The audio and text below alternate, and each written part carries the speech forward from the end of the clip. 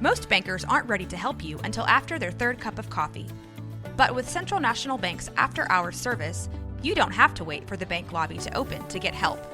You can contact us from 6 to 8:30 in the morning or from 5 to 10 in the evening, and we'll connect you to a real, live, local person who can answer questions and fix problems 7 days a week. Bank different. Bank Central. Central National Bank. Member FDIC. Hey, Cricket customers, Max with ads is included with your Cricket $60 unlimited plan at no additional cost. Nice! Max is the streaming platform where you can watch Scoob, Meg 2 The Trench, The Nightmare on Elm Street collection, and so much more. Remember me. Just log in with your Cricket username and password to experience Max on all your favorite devices. We've never seen this before. Max, the one to watch for a good scream with Cricket. Yeah! Phone plan streams in standard definition. Programming subject to change. Fees, terms, and restrictions apply. See cricketwireless.com for details.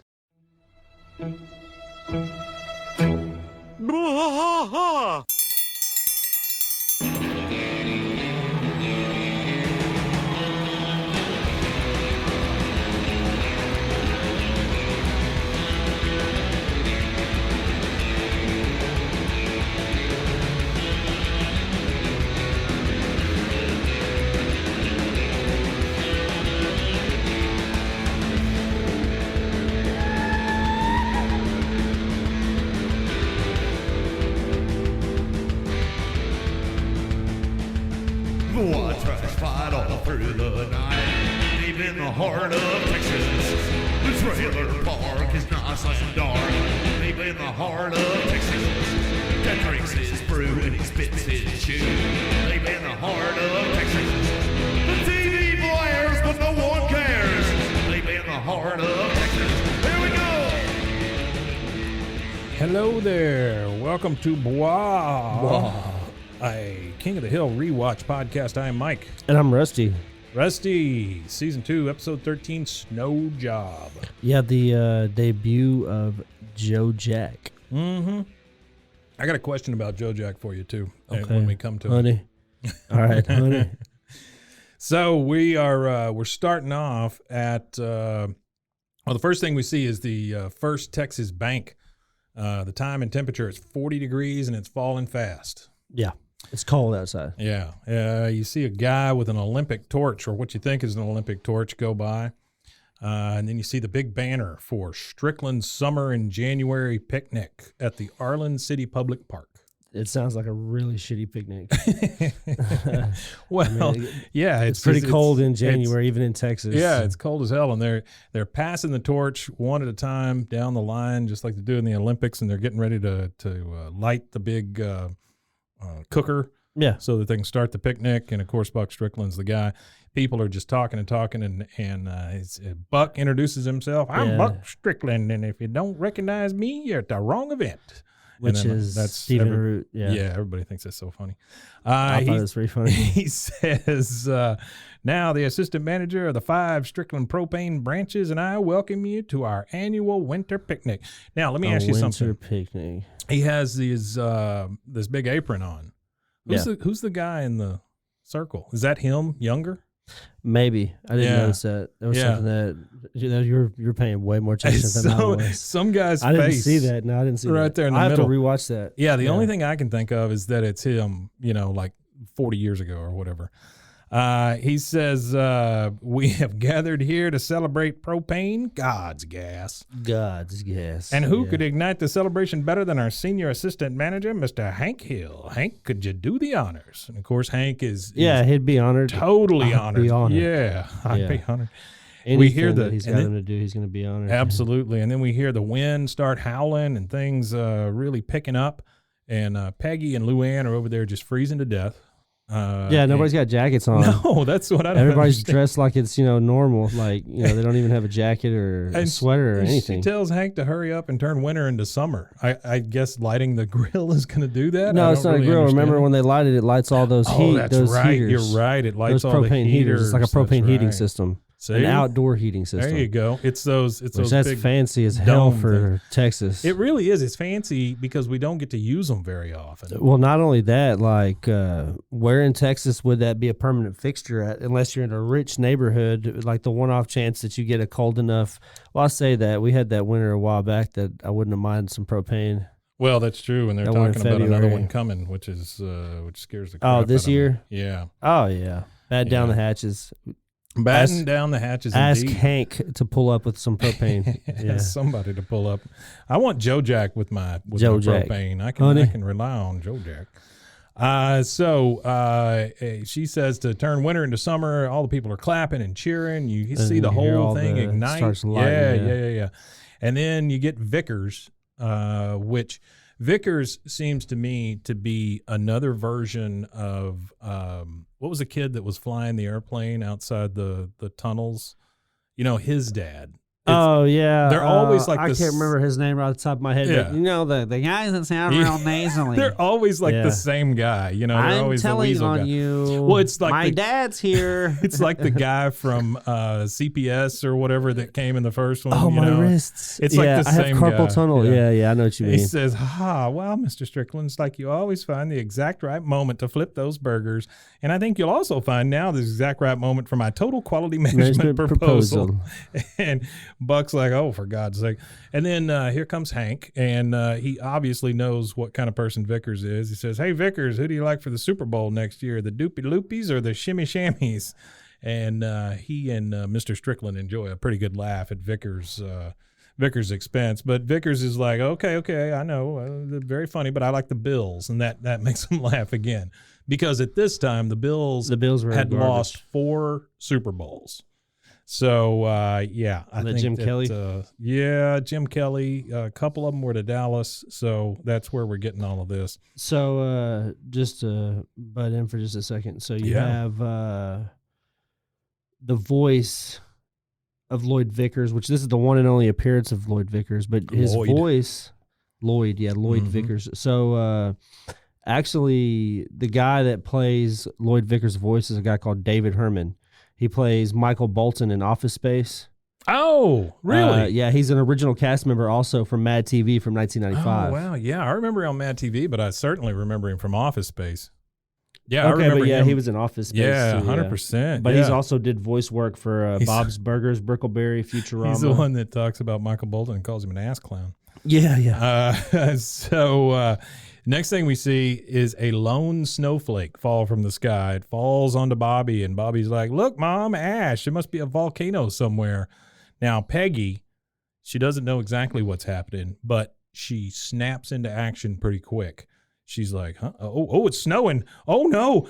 Peggy is on it because she says, okay, I've been through this before in Montana. And I forget that she's from Montana. Yeah, she's from Montana. They say this is the first time they mention Montana. Oh, really? Yeah, they say that, but I don't think so. I think that I remember them mentioning Montana in the Westy Side Story. Yeah. Whenever they're I thought they had mentioned the episode with the dog. So I don't know how correct that is because I'm pretty sure in the Westy Side Story. So now in fact checker, I'm fact checking your fact check. So go back and checker. Go back and check Westy Side Story and tell me what you find. So her best advice is for no one to lick any flagpoles. That's really good not lick any advice. flagpoles. Really good advice. Don't do that. Now, let me ask you something. How long had, and this may be something you need to look up, how long had Christmas Story been out when this happened? What year did Christmas Story come out? Yeah. In the 70s maybe, right? No, it was the 80s. Yeah. Oh, well, it's probably about... I think that's at least probably about 15 years. I think that's where we're getting this from, though. I think you know the scene in A Christmas Story where the kid runs up to the light pole, he's dared to stick his tongue on the light pole. That was 83 when that came out, so it's been it's a good 15 years. That's a good 15 years. This is 1997. Oh, is it? Yeah, I thought it was 1997. Oh, you're right. That's 83. You're right. I was thinking 80s. Yeah. Yeah. Yeah, it's been out a while. So that story is going around where kids lick flagpoles and their tongue sticks to it. Yeah, tongue sticks to them. Yeah. So Hank is like... They're all teenagers about this time. All the kids that grew up watching are all teenagers, like getting ready to graduate high school. Hank is taken aback a little bit by the fact that there's snow. He says the Texans aren't prepared for this kind of nightmare, sir. We got to work fast. I'll unlock the gas reserves while you rally the troops. Choke it down, people. This is a propane emergency. No time for chewing. If we don't get the heat to the people, you can bet the electric company will. That's right. That was funny. Joe Jack, fire up the bobtail. And then she tells him, don't be a hero, Hank. And he goes, well, too late. It's like he's going off this the war. Is cinematic. They get the big kiss. I like it. I really all like the cars this. Are hitting each other in the parking lot. I mean, it's tough. Yeah. Well, this one actually was written by, I think it was written by, it was written by 4 different people or 3 different people. No, 4 different people. Okay. It was written by Cheryl Holiday, Alan R. Cohen, Alan Friedland, and Jim Dotrieve. Okay. Which Jim Dotrieve is a longtime writer of the show. Cheryl Holiday, she actually voices, I think, Velma Throckmorton. Velma Throckmorton. She does the voice for Velma Throckmorton. She's coming up. Yeah. So Bobby wants to be included. So he says, "Can I come too, Dad?" He said, "You bet, son." And Hank's already on the side of the bobtail, and he and Joe Jack is driving. Hank's kind of hanging off the side like it's a war plane or a army tank like a or helicopter something. Yeah, helicopter. Like that, He says, "If you can catch bobtail on the fly, you're welcome at Strickland Propane. Come on." Yeah, it's cinematic. I really think, it's like a movie. These couple scenes in this, they're like that. It reminds me of like watching a movie. Bobby is running as fast as he can, which ain't very fast. And he has to tell him, say, "Joe Jack, slow down. Slow way down. Slow way down. Slower. Just stop the truck." Stop the truck. Yeah, Finally the boy ain't him. right. Yeah. He's wheezing. We go over to Bill, and he's in shorts. He's in shorts, sliding around on the front yard, and it's a winter wonderland. And then Boomhauer, man, I tell you what, don't go down to Antarctica and go and get that dang thing where the big old bottom like he got. Yeah, ain't gonna get that dang thing to work with a big old bottom like he's got. Yeah. And then we're back at Strickland Propane. Hank is fielding the calls that are coming in. Yeah, propane will not freeze. Propane will not freeze. It is a natural gas. And then he hangs up the phone and he says, "Good news, Buck. We can get propane to the nursing homes by diverting it away from the Museum of Modern Art." If anyone asks, it was a tough choice. That's right, and they all have a hearty laugh.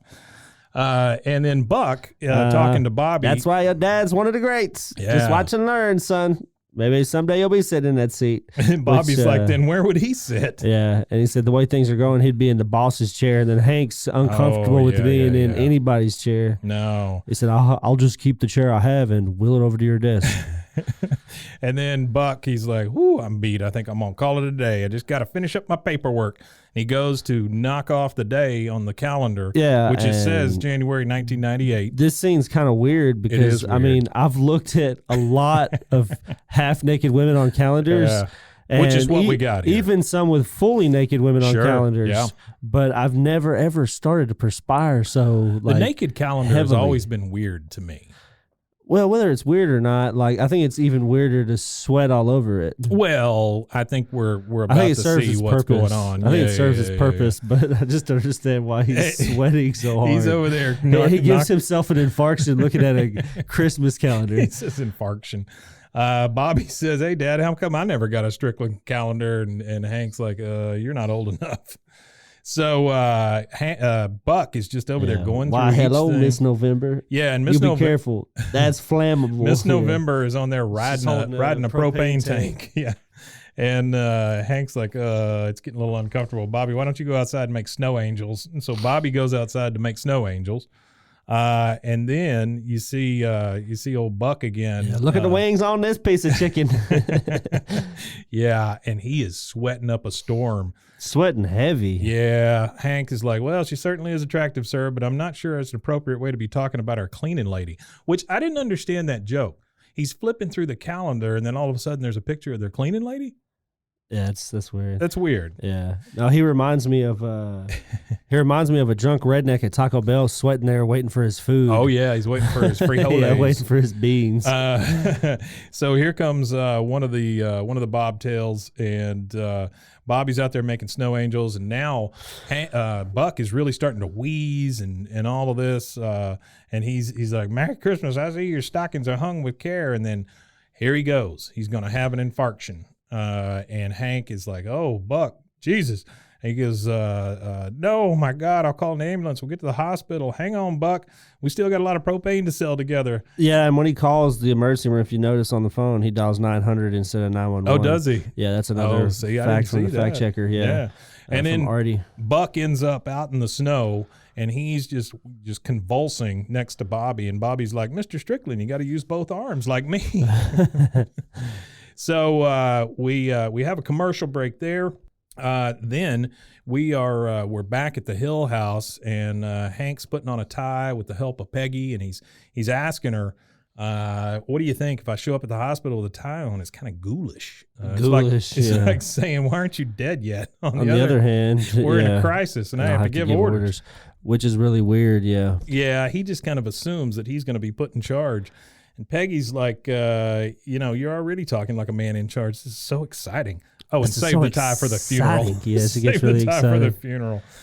And she likes excitement. Okay. She likes the drama. I'm going to ask you another question. Okay. Who is the guy in the giant army picture right behind him as she's putting the tie on him? I'm only assuming. Oh, that's his dad. It's got to be Cotton. That's right? That's pre-shin. That's pre-shin removal. Pre-shin removal. Cotton. That's pre-Fitty Men. Yeah. That's before he killed Fitty Men. That's at 40 Men. Now we're over at the hospital. Strickland's got the oxygen mask on. He's looking pretty rough. He's hooked up to all the machines, and he says, all right, everybody, listen up. Strickland's a family. I'm like the daddy, and the daddy ain't feeling so good. That made me laugh, yeah. I'm like the daddy, and the daddy ain't feeling so good. He says, so it's up to you kids to become leaders. Make sure daddy's business don't get run into the ground. Do you work for me? And then all of them are like, yes, sir, Mr. Strickland. I'm your daddy. Yeah. Well, it's actually Vickers that's looking at him. He says, do you work for me? And he goes, yes, sir, Mr. Strickland. He goes, I'm your daddy. I'm your daddy. All 5 of you kids are going to have to pitch in because it's 3 guys, 2 girls. And he says, take on some added responsibility. Could you ladies step outside for a minute, please? I got a shot coming, and it's just rude, to make 2 such pretty gals stare at my bare backside. Yeah. All right, now the skirts are out in the hallway. We can get down to business. Yeah. Yeah, he just wants the women out in the hallway. Yeah, Buck is a little misogynistic. A little more than a little. He says, Hank, you're my right-hand man. I need you to feed my hounds. Promise me you'll take care of my hounds, Hank. That is a big slap in the face to Hank. I think it's a huge slap. Well, it's not a huge slap in the face yet. So right after he tells Hank, will you take care of my dogs, he tells Vickers, you run the company, the whole shebang. Mm-hmm. Let's see what that fancy business degree of yours is worth. Yep. And you know what? I think that's a common theme in blue collar jobs and blue collar jobs, factory stuff and stuff like that, where you'll have the guy with the degree come off the street and he'll take the position that the guy that's been working for 10 years in the position. That's kind of a common thread with Mike Judge too. Like all of this blue collar versus white collar, all of that kind of stuff. Because if you look at Office Space, if you look at the one, Extract. The one, it's always like blue collar versus white collar type stuff. But Hank is very taken back. He's like, you're putting him in charge? Mr. Strickland, I've been with the company for 15 years. And he says, Hank, I let you light the grill. Right now, my hounds are starving. The hounds are starving. It's a rough one, man. It is rough. It's really, really rough. And I kind of feel for Hank. I did feel for Hank, he put all that time in, and, that's supposed to be his position. And matter of fact, he probably should be the one actually running the company from the top. Yeah, absolutely. And Buck should be out, I don't know, chasing people. Bucking, whatever he does. Bucking. So we're back in the alleyway. Dale has bought a ton of canned food because he figures this is the end of the world. A shit ton of it, yeah. He says, I bought enough canned food to last us through this storm and the civil unrest that will inevitably follow. Hope you like water chestnuts. Yeah. What is a chestnut? So it's those little white things in, like you get Chinese food, the little white crunchy things. I cannot stand where do they those come? things. Like, where does it come from? I don't know, but I can't stand them. If you know where water chestnuts come from, please contact us at BWAAAKOTH on all social media platforms. There you go. That's right. Tell us about your water chestnut history. I will not order anything that has water chestnuts in it. Oh, I like crispy stuff. It reminds me of celery or stuff like that. I just like crunchy things, like potato chips. Like it's like a healthy potato chip. I like that stuff too, but my wife loves them. I will not abide them. I will not abide a water chestnut. I'll bite them. So Dale comes over to Peggy and he's like, hey, neighbor, I brought you something. She says, water chestnuts. Oh, thank you. Yeah. He says, as a matter of fact, there is something you can give me in return. She didn't say that, but He says, I only have a 3-week supply of propane. How damn long does he think this snow is going to last? This snow that is barely on the ground, by the way, because Peggy's over there throwing salt out, and there's hardly anything on the ground. Well, that's the thing, and it's real funny. And anytime in Texas you get, and it happens at hurricane season, not so much where we're at for hurricane season, but if they say there's going to be a lot of rain or anything off of a hurricane that comes this way with lots of wind and rain, people go down and clear the shelves. I guess it's the same thing here with heat like versus the north. Like if people ever come down here, they just remark on how hot it is. I recently went to California and it was 100 degrees there one day, and I literally thought people were going to die. I mean, they were just like, they were in and out with all the water and the patting themselves. And I'm out there outside, and I'm like, moderate, it's really not that bad. You can handle it. There was a breeze, you know. Yeah. you go outside here like during the day last week. Oh my God, it was like 110, and there's no breeze, there's no nothing. And it's been really muggy. Now, the rain, because it started to rain finally for the first time in about a month and a half. We're supposed to get a lot. Yeah, we're supposed to get a lot of rain. Well, that's the thing around here. We get no rain, and then we get a lot of rain, and the problem is the ground can't absorb it quickly, so we get a lot of flash flooding and stuff like that. So well, I'm glad I live on top of a mountain. While you're hanging out in your next flash flood, don't forget to check out our podcast. That's right. Yeah.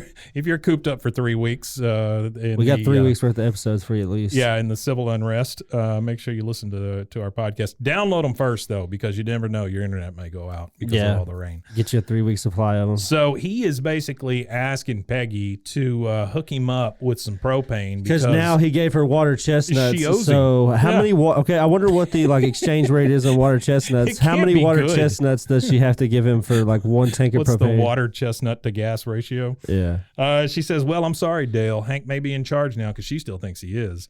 But you're not going to get any special treatment. Hank's priorities are propane first, family second, friends third, in that order. Dale does not like that. He says, fine, he's just going to have to barter for it. Yeah, he's got to barter. He walks off. Bill, you like pumpkin pie filling? He says, Bill, you like pumpkin pie filling. Now the truck comes skidding down the road to the house, and I think Hank's doing this on purpose, skidding around in the ice. Yeah. He's just blowing off some steam here. Yeah, he's just sliding around. He's pretty having a good pissed time. at this point. He's mad. And he has rightfully so. Yeah, that's what I was going to say. Well, I don't know. Is it rightfully so? It should Hank be mad? 15 years, man. But he's not the one to be entitled. He doesn't ever feel entitled. I get that, but he's put in 15 years with Buck Strickland, who's been Buck Strickland. Well, that guy paid $50,000 a semester and put in 4 years of college to get a good position at a job somewhere. Yeah, but he's a tool. So Peggy sees him come up, and she goes, Hank, what's going on? She gets in the truck with him, and he says Strickland picked Lloyd Vickers as interim manager, and she is just aghast at this point. She's like, what? Why? Wow, the suck-up's not even fit to feed Strickland's dogs. Yeah, and he has to tell her that unfortunately. That's like a boom shot right in that's a kidney shot. Yeah, he has to tell her that that's his job. And she's that's like, my department now. I'm sure it has its own set of challenges. So we transfer back over to Strickland Propane. Here is Vickers. He is giving a presentation. He's put the letters P, C, and P up on his big flip chart. Yep. And he says, does anyone know what this means? One of the people says, you're going to be doing drug testing? He says, no, you're thinking of PCP, but yes, we are. Yes, we are. PDP. Sorry, he had put PDP on there. He says, peak demand pricing. Basically, he's saying that the weather has caused a shortage, and so they're going to price gouge people. This is like a foreshadow. Boy, you're not kidding, event, because right after we had our freeze that February, man, all the prices on energy went up that summer. It went insane here. Even this summer, like people, the electric prices were way I paid over probably $150, almost to $200 more on average than I paid last year. Yeah. Well, summer. We had that huge freeze. And they were saying that people's energy bills were like $5,000 for the month and stuff like that because they had that variable pricing. And so when it went way up, for the variable price, Encore was like, screw you. I'm lucky to be contracted. It did kill like my bill that week. And it was weird that it killed my bill because my electricity was off for like over half the week. But that was one of the highest bills I had because as soon as the power would cut on, because it would cut on and off and on and off, and as soon as it would cut on, the house is at like 40, and then it would get up to about 75, and then the electricity would cut off again, and it would just fighting for like a week like that. Keep doing. We were unlucky in the fact that our power was literally off for 5 days. Damn. We wore the same clothes. I mean, it was done that anyway, freezing though, right? in the house. Well, yeah, sure.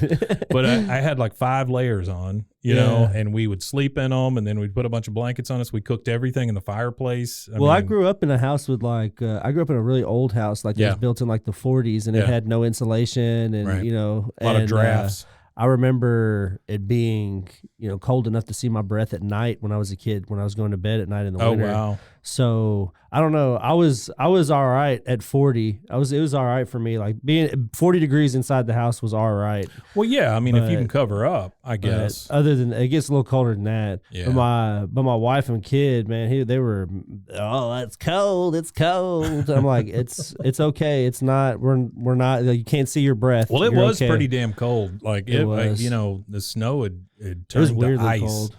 And it was, boy, there was ice everywhere. It was weird to see that much snow in Texas. That was the first time I've ever seen anything like that. Well, you're not kidding. It was rough.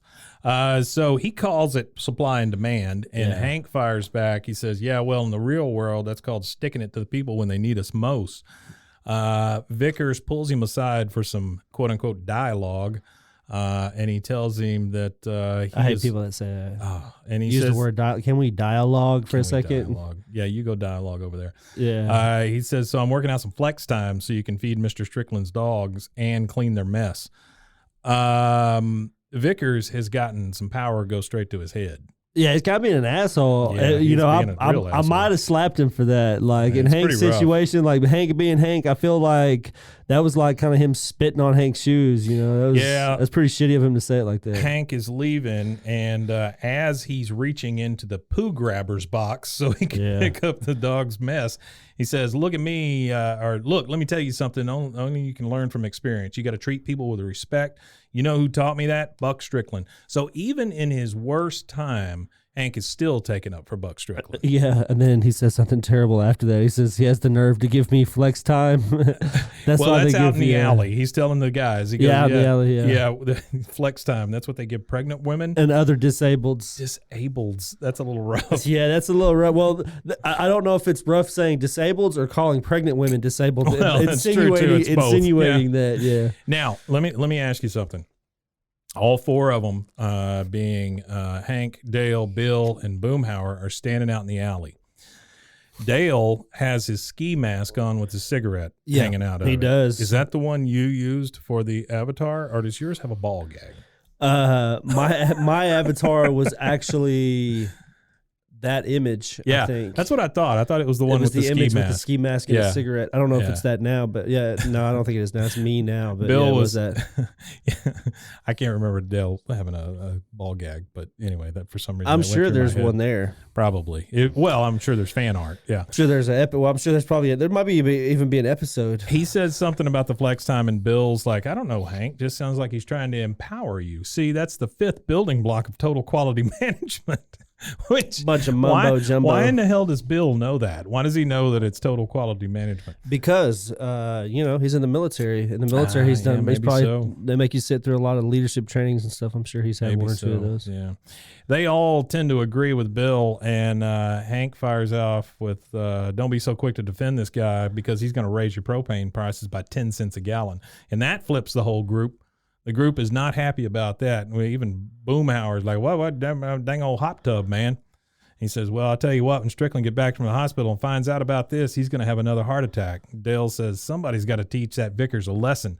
If you want, I can show you how to make I can show you how to make a bomb out of a roll of toilet paper and a stick of dynamite. A roll of toilet paper and a stick of dynamite. That's just a bomb. That's just a stick of dynamite with toilet paper attached to it, yeah. So we are back in the office, and Bobby is copying the stapler which I really enjoyed. Yeah, He's just got the stapler in the the pop. He says, "Why didn't Buck Strickland pick you to be the boss, Dad?" Yeah, this is a tough one for him because he's got to, this is even tougher. Yeah, he says, Bobby here. Well, sometimes in life, curveballs, that's your ride, boy. Because here comes Joe Jack. Yeah. He says, "Hey, Joe Jack, can you give my boy a lift?" And he says, "Sorry, Hank. Damn Vickers put tattlers in the truck." Now, let me ask you about Joe Jack's voice here, because it seems weird. All right. It does not seem like the Joe Jack I remember. I don't know if it's the same guy or whatever, but Joe Jack is voiced by Toby Huss. Yeah, and same guy all the way through. Yes, same guy all the way through. Okay. He doesn't have a whole he doesn't appear a ton. He's got 3 episodes in season 2, 1 in season 3, 3 in season 4, 3 in season 7, 1 in season 8, 1 in season 9, 3 in season 10, and 1 in 13. Well, but it's Toby Huss, and that's kind of like indicative of a bunch of different characters. Mm-hmm. It's sometimes it's some of the same people that are doing the fills. I think they develop them as they go. Yeah, too. Some of them get a little bit of development. Because I feel Joe Jack gets a little bit of development. Joe Jack gets a lot of development because he's like, "I tell you what, honey." I mean, he gets something else. This does not sound like him, but he says that he put tattlers in the truck, and tattler is just like a governor. Have you ever driven a truck with a governor or a tattler on it? No, I've never driven. I thought to me a tattler, in my mind, they were putting like a GPS. That's what I was thinking. Yeah, it's kind of what it seems like. I think a tattler and a governor are kind of the same thing. Like the only thing I've ever driven that was close to that is on a U-Haul. Like if you rent a U-Haul, it'll only let you go to like 65, 70 miles an hour. It didn't matter how hard you hold that gas pedal there. But that's more of a governor. It was fun though. I was riding with my son back from West Texas in a U-Haul, bringing some stuff back that we had got from my wife's family, some furniture or something. But the whole way back, I would look over at him and he would be kind of like dozing off, and I'd slap his chest and I'd slam my foot to the floorboard. I'm like, "We're going so fast," and he would be like this. Like he would wake up all confused, and then he would look at the speedometer and he'd be like, "Oh, we're only doing 60." I felt like you acted like we were doing 100 miles an hour. That's really great.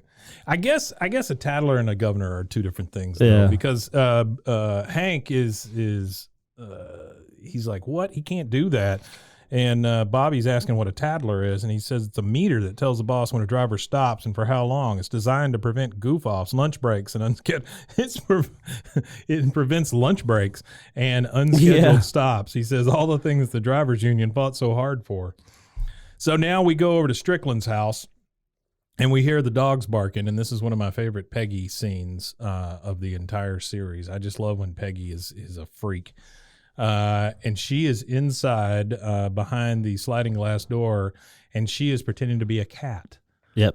It's so that the 40 dogs that Buck Strickland owns are all over there barking at her. She's like, "Meow, look at me, I'm a kitty. Meow, meow, meow." Yeah, she's hopping up and down around the window. "I've got whiskers, I'm a kitty cat." "Run, honey, they've seen you." When they start barking, he's got the whole bag of Dr. Dog kibble. Yeah, Dr. Dog kibble. And he's putting it out, and then the dogs hear it, and one of them sees him, and like you say, Peggy's like, "Oh my God, run, they've seen you."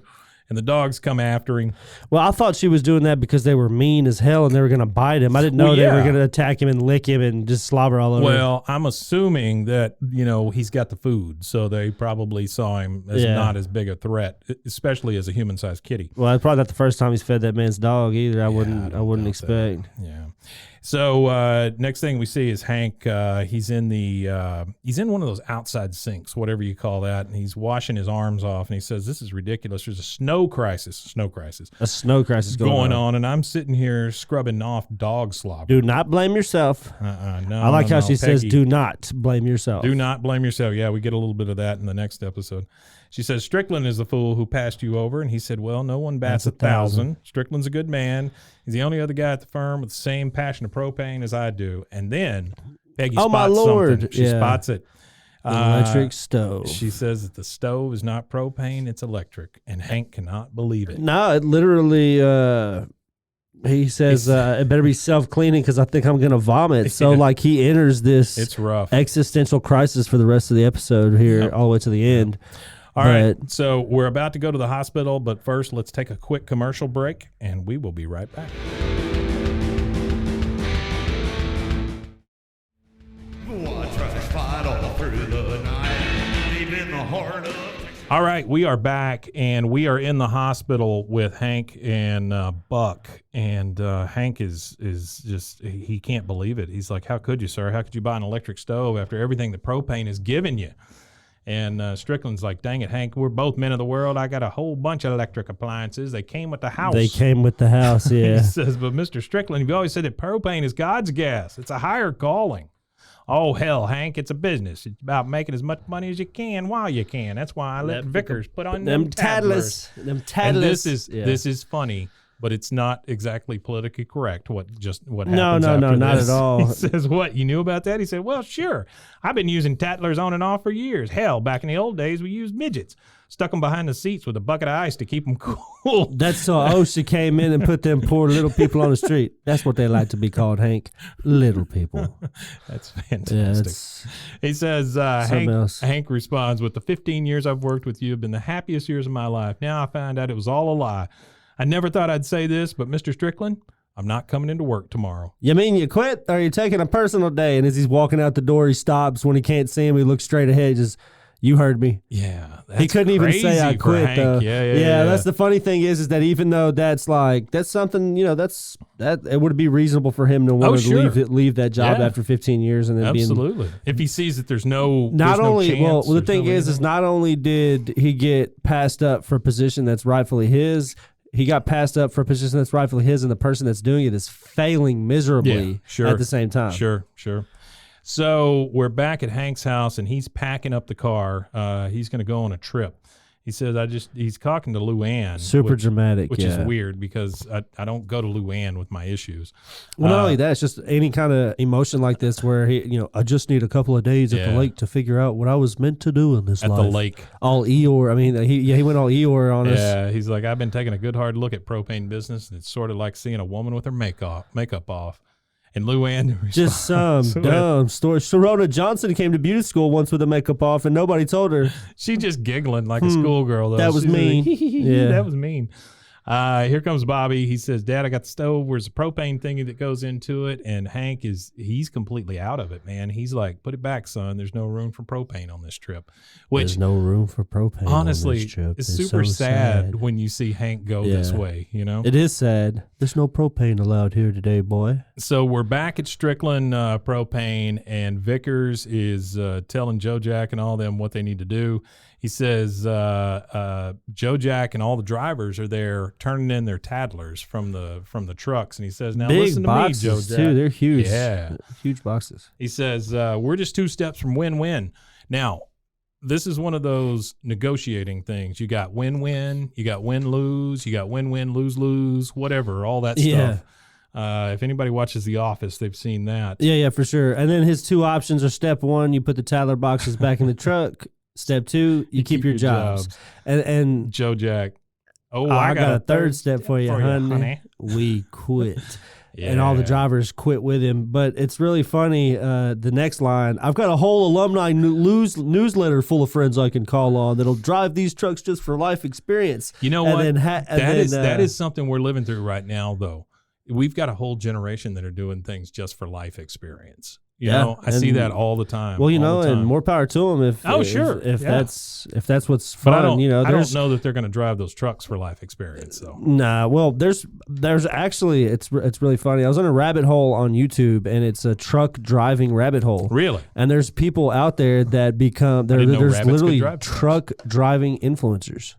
No, come on. So there's people that they have millions and millions of views on videos of them discussing the life of a truck driver, driving trucks and I've seen something like that on Twitch. Like they'll put the camera in the front of the truck and they'll just talk to them. No, they do it on YouTube. They create content completely have a whole YouTube channel with catered content for truck driving. Huh. Like there's one guy that's a truck driving mechanic, and he'll put, because he drives such a variety of older trucks, like all the cool old, like the stuff that I remember from like the 80s and the 70s, like these Peterbilts and stuff like that. And Mac, he puts the camera up above his head, and it shows him doing all the gear shifting and showing all the crazy dashboards and stuff out of all these random trucks. Oh, there's even a guy that has he's a content creator, but he has the truck driving simulator game, and he has a whole cab built out. Those just baffle my brain. You know, that truck driving is a simulation game. That's just crazy I don't know. to me. I've played them. I've played them for a long time. Oddly enough, there was one. I don't know. It's just weirdly fun. I don't know why. It is really weirdly fun. I always wanted to play, and this was on Twitch. I always wanted to play one of those home remodeling games. Yeah, yeah. And pretend like I was Chuck Gaines. Or Chip Gaines while I was doing it. Chuck Gaines. Oh, they have them. They have those games. His brother's not well, that's what you would have to be. You'd have to be Chuck Gaines. For trademark purposes, you have to be Chuck Gaines. There you go, guys. Chuck Gaines coming soon on Twitch. Chuck Gaines coming soon. That'd be great. That'd be great. Somebody's going to grab that up. That'd be good content. No, we're going to grab it up before they can. I'm making it now so nobody can get it. Chuck Gaines, brother of Chip. Hell yeah. So Joe Jack says he drops the big bomb here on Vickers, and he says, I guess your friends are hazmat certified too. Yep, got to have a hazmat. CDL, all that. No idea what that is. He's like, hazmat? And so the next thing we see is Buck rolling around. Pissed. Yeah, he's pissed. He just got through with this infarction and he's getting kind of really worked up. He calls him a moron. Yeah, he calls him a moron. You need a special license to drive a propane truck. Yeah, he says, it's all right, sir. I can get to yes. I'll hire a bunch of new drivers right away. And he says, you listen to me, god dang it. It's a god dang height of the season. There's no drivers from here to god dang city. And then he screams and fires him. And then chunks the phone in the St. Mary's donation bucket right there in the hospital hall. Yeah, here you go, sister. All right, so we are out at the lake now, and we're at Ma and Pa's General Store. Bobby is... I like Ma and Pa here. Yeah, it's a good scene. Bobby's griping. He says, I told you we should have stopped at Megalo Mart. They don't even have a separate candy department. God damn. Peggy, it says the weirdest thing. She's like, Bobby Hill, we're a remote cabin out in the wilderness. We will make our own candy. We will make our own. What does that even mean? I don't even know what that means. I have no clue. Well, I don't even know. Yeah, I don't even know what she's going on about. We see Hank over there eyeballing a bag of Ma and Pa charcoal briquettes. I always thought it was weird how briquettes is spelled, but BRIQUETTES. That's just a weird name to me, briquettes. Burnt wood to light on fire. She says, Hank, that's what I always thought was funny. Is that barbecue is just burnt wood. You're lighting burnt wood to start a fire. Yeah. It is weird. Yeah. It is weird. You got to pre-burn it before you burn it. She comes up.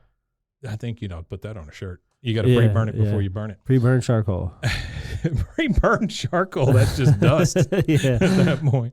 She says, Peggy spots him looking at the charcoal briquettes, and she says, Hank, what are you doing? Put it down. Now someone might see. He says, come on, Peggy. Haven't you ever wondered what it'd like to barbecue with charcoal? And it's slightly sexual here, right? Yeah. She says, you mean without propane? But I don't think that. Propane. And then he starts just rustling those briquettes. Well, yeah, I guess I am curious. Yeah. It's just so weird.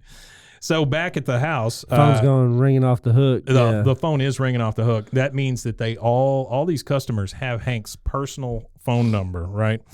And you hear unless Peggy, he's got like a forwarding service or something that forwards it. But did they have that in the 90s? Did they have forwarding? I'm sure. I guess so. Yeah, I don't know, man. I wasn't forwarding my phone. I wasn't forwarding phone calls in the 90s either. I wasn't screening phone calls either. But I can just see Hank giving out his personal home phone number to all the customers, and saying, if you ever have a problem after hours, just call me at home. To a certain few, I'd imagine he has like his you always got those customers, those certain few. So you hear Peggy on the answering machine. This is the Hill residence. Please leave a message at the beep. You hear the beep. Yeah. Hey, and then it's your old buddy Buck Strickland. Buck Strickland. That Vickers mucked things up worse than Jack Kennedy at Peggy Bay.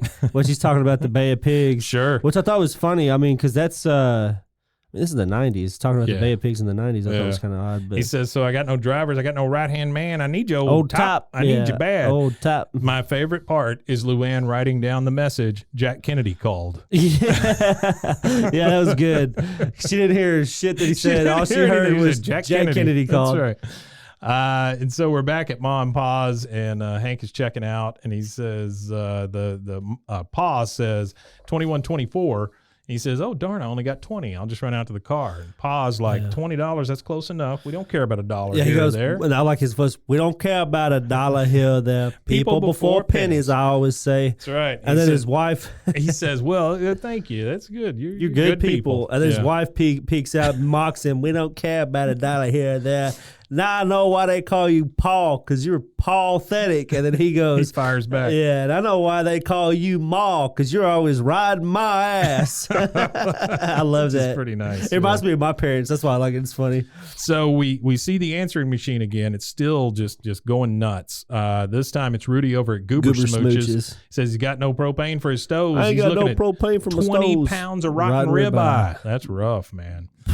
Now we're back at the lake, and Hank is just he's like sad Charlie Brown. He's out on the pier.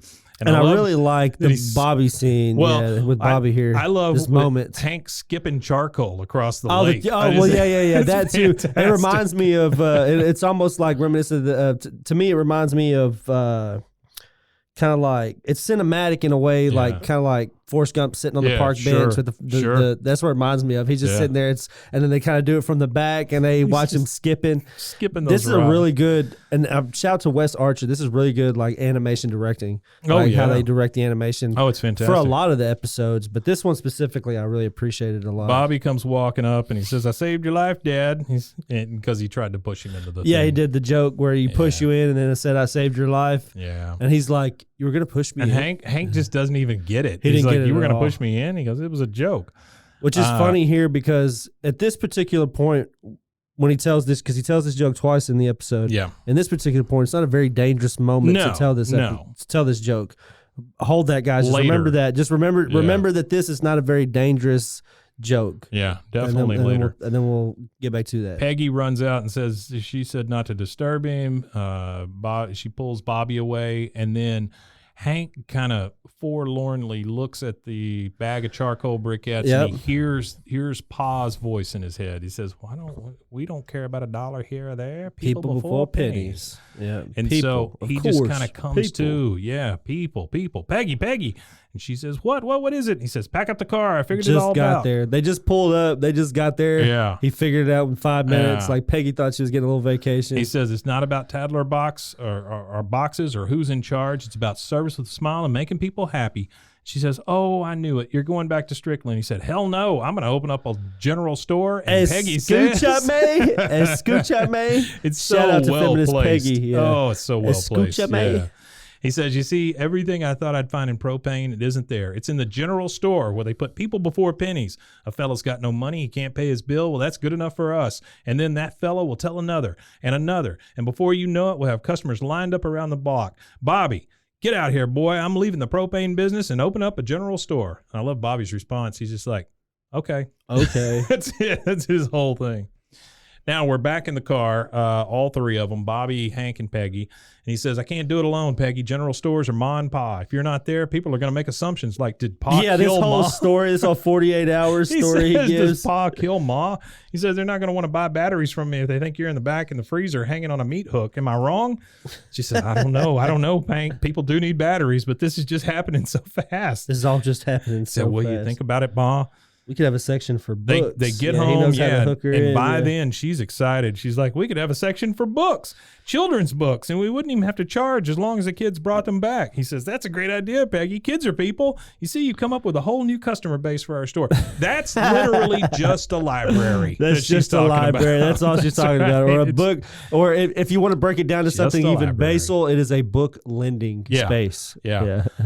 She says, "Oh, well, what the H? You know what? I'll do it. I'm going to go type my letter of resignation to the Arlen School Board right now." Damn. And Hank says, "I guess I'd better write my letter." Yeah, man. Quick. She flips quick. He sits down to write his letter, and he starts it with, "It is with regret." And then he sees the phone answering machine. It's got 38 messages. 38 messages. 38. And he pushes the first one, and it's Velma Throckmorton. She says her hands froze to the walker. My hands froze to my walker, and I had to thaw them in the microwave. I want to know how she thawed her hands in the microwave. I'm saying, right? I mean, how do you do that? I need my propane. Yeah. He says, which is voiced by one of the writers. Yeah. Cheryl Holiday. He says, okay, so now it's not, it is with regret. It's with deep regret. And then he hears another message. "Mr. Hill, it's Hugh Jimerson. My heat's gone out. I've tried wearing turtlenecks, but they make me look French. They make me look French. Where are your trucks?" Yeah. So now it's with very deep regret, and then another one. Letta Anderson, Mr. Hill, it's Letta Anderson. All 3 kids got the croup, and I'm clear out of. It's cold. It's real cold. And you see him sign the letter. But this was he has listened to all 38 messages because Letta Anderson was message the last number 1. Yeah. And then comes Peggy into the room, and she's like, "It's all finished, Hank. Okay, here it is. 1 resignation letter signed and self-notarized." You know what's funny about answering machines though? Yeah. The last message on the answering machine is the first person who called you. Yeah, that's true. Yeah, that's true. That is weird, huh? You would think you'd want to hear the first message first. Yeah, you literally have to listen to them backwards and hope that you get to the important one before it's not important dead. Anymore. Next message. I think he's going to die. Next message. He's really sick. Yeah, that kind of thing. They go in the wrong order. Yeah. So Peggy comes out. She finds the note that Hank left her, and it says, "Peggy went back to work. Love, Hank Hill." I love the fact that he signs his last name. And he signs it like he's signing something, like a check. That's right. We see Hank walk back into You come back Strickland to dance Propane. on my grave? Yeah. He said, "No, sir, I don't feel much like dancing. There's a town in crisis out there, and they need propane." He says, "That ain't going to happen, Hank. Vickers screwed everything up, and all our drivers quit." Hank says, "You know what? A real propane man doesn't know the word quit." And Buck fires back with, "Well, I don't know how they said it, but them drivers ain't working here no more." Yeah. He says, "You can't drive in propane trucks because we don't have hazmat licenses. It's all over." And then he says, "No, it ain't. You don't need a hazmat license to drive a truck." And I wonder about the legality of that. I don't think there's any legality here that we're real worried about. I wonder if that's like able to even be done. And why in the hell can Dale, Bill, Boomhauer, and Peggy, how do they all know how to drive a tow truck all of a sudden, And where did they get all the tow trucks would be my question. Well, it might be the old tow truck. He goes down to the tow truck company. I guess, I didn't even look at the trucks to see if there was a name on them. I didn't look at them. But maybe he goes Somebody down tell there us what and the they tow did. truck company tell us what the tow name truck is. company name is. Maybe he goes to the tow truck company and trades propane. He's like, "We'll give you a deal." I guess, man. Or he just comes in and or they're they propane say, "Hank, what powered. do you need?" They're propane powered trucks. Could be. And they have to fuel them. The tow trucks for the tow truck company, so they're like, "All right, we'll let you loan them for free propane." But they've basically love the propane. I love the propane. They've got all of these. They've got all of these tow trucks with the propane trucks stuck on them. They're just ready to go. So that they're not driving propane trucks; they're driving tow trucks. Yeah, and they're hooked up too. They're hooked and booked, ready to ride, man. And then you see them going through the neighborhoods. You see Velma Throckmorton with her hand still stuck on a walker. To the walker. Then you see the guy see Hugh Jimerson take off his sweater because he doesn't want to look French. And they all just laugh and cheer and all that. And then you see Bobby in the front seat with Hank. So they've got at least 1, 2, 3, 4, 5 trucks. Okay, so now we come back to the danger point. So not only are they driving a tow truck, they're driving a tow truck that has gas. That's right. They're hauling a gas hauler. An entire vehicle full of gas. And Bobby yanks the steering wheel. Like, as a kid, if I ever would have touched the steering wheel, my dad would have slapped me in the mouth. And that's just driving a station wagon or whatever he was driving at the time. So and he yanks the steering wheel and goes, "Saved your life, Dad." Yeah. And then Hank started laughing, "Saved my life." Now I get it. And that was the episode. And then we get credits. And then we get the tag at the end. Yeah, we get Peggy with, kitty. "Look at me, I'm a kitty. Meow." Meow. It's a great episode. It's a good one. I like it. I like a lot of the cinematic. Like I said, I like a lot of the animation direction in this one, especially like whenever they're doing the end and the trucks are going through the neighborhood. They have like the aerial shot or whatever, looking down on the neighborhood. I really like that. By the way, I forgot to mention at the beginning, no bell, no yell. No bell, no yell. No bell, no yell. And they had a little ding ding ding ding at the very end of the episode. Oh, did they? Episode, yeah. In the song, they had a little. Very cool. It was like a little flourish, I guess. It sounded different. It kind of, I don't know. I might be wrong. It might be what's normally there, but I usually don't listen to them too much past the credits if I know there's not anything there. Yeah, I just want everybody to remember that Peggy's a kitty.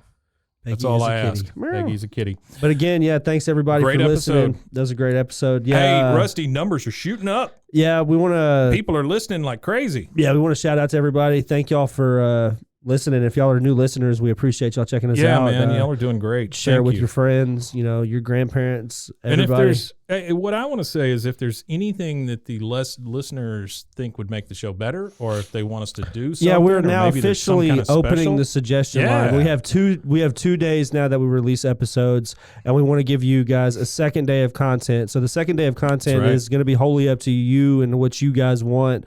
We've contemplated a few things, so we'll cook up a little bit on our own too. But we want your input on that day, that second day of content, the Friday day for content. We're kind of thinking that Monday is our regular episode day.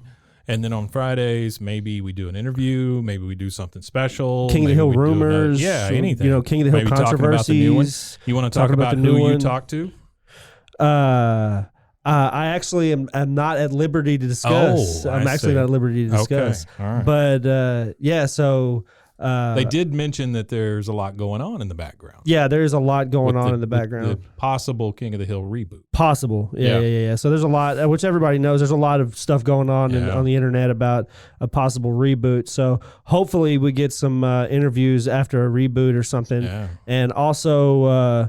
Like we said, that Friday's content day is for y'all, so reach out on the social medias. Instagram is BWAAAKOTH. That's on Instagram, Twitter, TikTok. Yep. And also wanted to give a shout out to one of our listeners. He's a longer time listener, and I meant to give him this shout out before. Great. He had posted a post for us on Reddit shouting us out, and I'd seen it. And then he's doing another one. He's going to post another one for us, he said. Oh, that's fantastic. And I Was in a Box is his name. Yeah, I Was in a that. Box. Yeah. And you guys can go check out his YouTube. I Was in a Box. YouTube.com/IWasInABox. Yeah, man. And he actually has a King of the Hill video and is going to be creating more King of the Hill content. So he makes some great content. I'm going to try to invite him. See if he wants to come and do an episode with us. Yeah, and we'd love to talk to you guys. If you guys want to just shout out to us on social media, and I'll see what I could do to get people on and stuff like that. And we'll mention you, and we'll do whatever, man. We want this to be fun for everybody. Yeah, for sure. We definitely want more community involvement. We want to get everybody involved a little bit more than everybody is right now. Absolutely. And again, appreciate everybody and all the support. It's phenomenal. You can check us out at all the social medias that Rusty just gave you. It's all the same everywhere you go. Or BWAAAKOTH. Right. Or you could go to RogueMediaNetwork.com and check out some other shows. We just appreciate you being there. Yeah, they've got some great shows. I particularly like two of the shows that are out right now.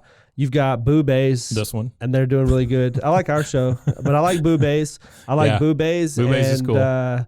I like Bros, Foes, and Heroes. So you guys check those out. Boo Bays is a spooky movie podcast. Yeah, horror movies. And I'm not really a big horror movie fan, but they've made me low-key a horror movie fan now. I started watching different stuff. Yeah, they're good friends. And Caitlin, I've known for a very long time. She was on a former podcast that we had here on the network, and she started this one because this was kind of her passion project. So yeah, it's a lot of fun. Her and Josh do a really good job of breaking down a movie almost minute by minute. Yeah, I really like that one. Sometimes the podcast can be longer than the movie. And then again, shout out to Bros, Foes, and Heroes, which is you and Zach. Yeah, Zach. Zach and shout out to Zach. Break down comic books. That's great. Zach brings me a comic book person or wild thing that I've never heard of. They're always wild, too. It's always stuff like Archie versus Alien versus Predator, stuff like that. Yeah, that was crazy. Archie versus Predator. That was a weird one. Yeah. Well, hey, thanks again, guys. And next week, or Friday, I guess, we'll have Season 2, Episode 14. Episode 14. And we're going to keep on moving.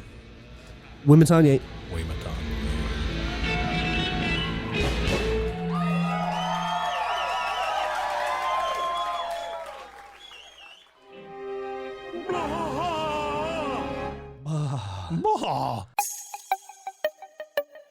This has been a Rogue Media podcast.